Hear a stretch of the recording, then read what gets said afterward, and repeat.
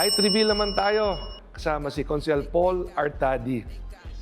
Si Consi Paul, bago tayo mag-height reveal, alam niyo ba si Consiel Paul, mas bata sa akin ng 4 na taon.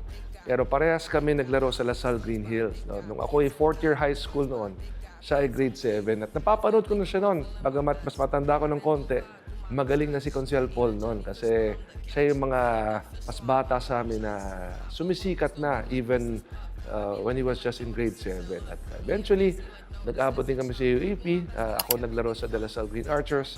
Si Consiel Paul naglaro sa UE Warriors. At naalala mo ba, Consi Paul, first season mo? Oo, grabe. Kinakabahan ako kasi first season ko, Boss Mayor, and first game ko is Lasal. Sa Ultra ba? Ultra. Oo, naalala ko yun. Naalala ko yun. So, sobrang kabado ko. Siyempre, Lasal is a champion team, di ba?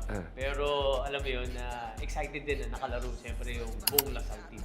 Yun, at naalala ko nung laban na yun, first game of the season yun eh. For Lasal, I'm sure first game for the season din ng UE no. So sa Phil Sports Arena, dating Ultra no, nung bata pa kami no, nung nanonood ng TV doon, tawag din Ultra. So yun ang una naging game namin.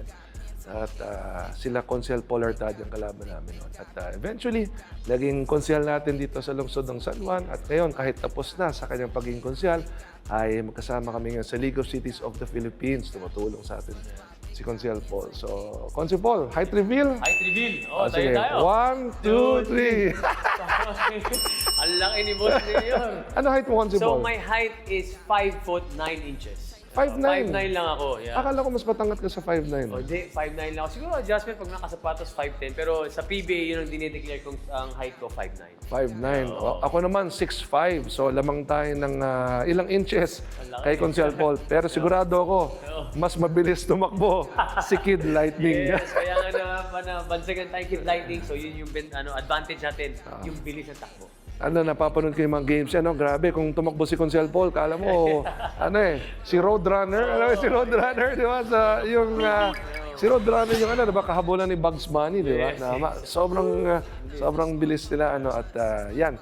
Kaya siya tinawag na Kid Lightning ng PBA dahil mabilis tumakbo, magaling na point guard, at hanggang ngayon, siyempre, sikat na sikat. Thank you, Boss Mayor. Thank you. Thank you. Bye, guys.